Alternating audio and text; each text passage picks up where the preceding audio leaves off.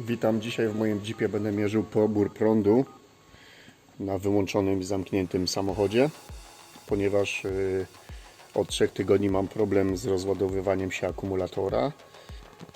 Sprawdziłem przyrządem akumulator niby jest dobry.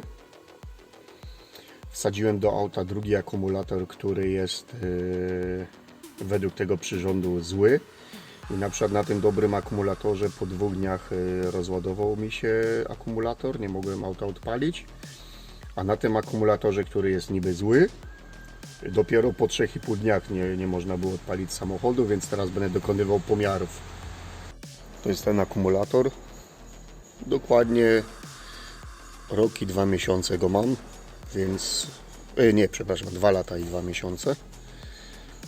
Więc gwarancja się skończyła. I akumulator padł prawdopodobnie. Pomiaru dokonujemy w następujący sposób.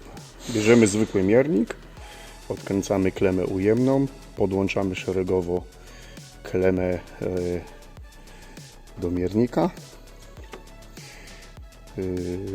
Potem tak, zamykamy wszystko, bo tutaj maskę też najlepiej kable wyprowadzić na zewnątrz, bo to jest czujnik zamknięcia maski. Jak będzie otwarta, nie zamkniemy auta w tym przypadku i dokonujemy wtedy pomiaru.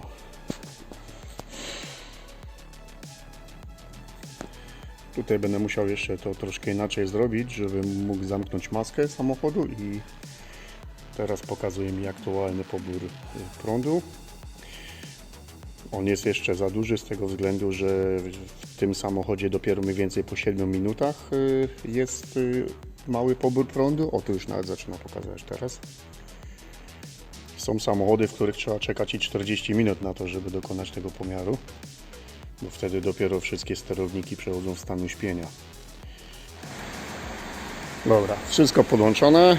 Teraz tak, przekręcamy na pomiar natężenia prądu.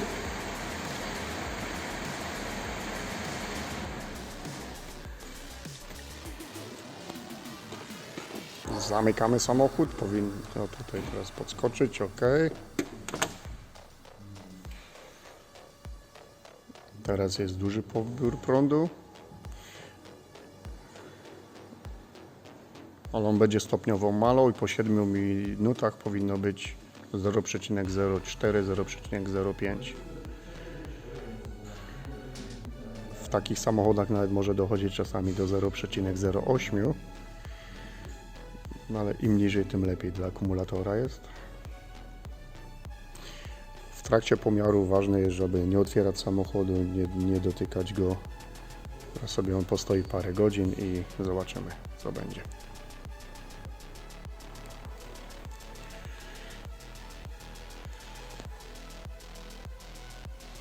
No jak widać, już po 10 minutach wszystko jest w normie teoretycznie.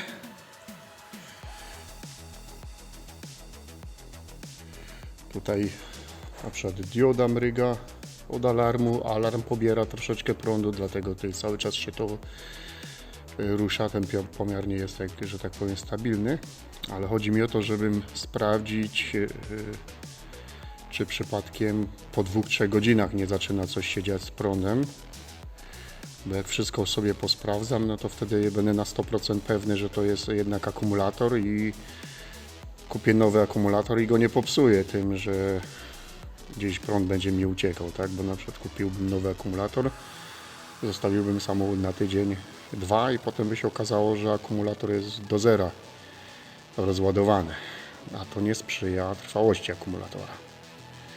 Praktycznie można ten akumulator potem już wyrzucić na śmietnik. Zobaczymy za godzinę, za 2 godziny.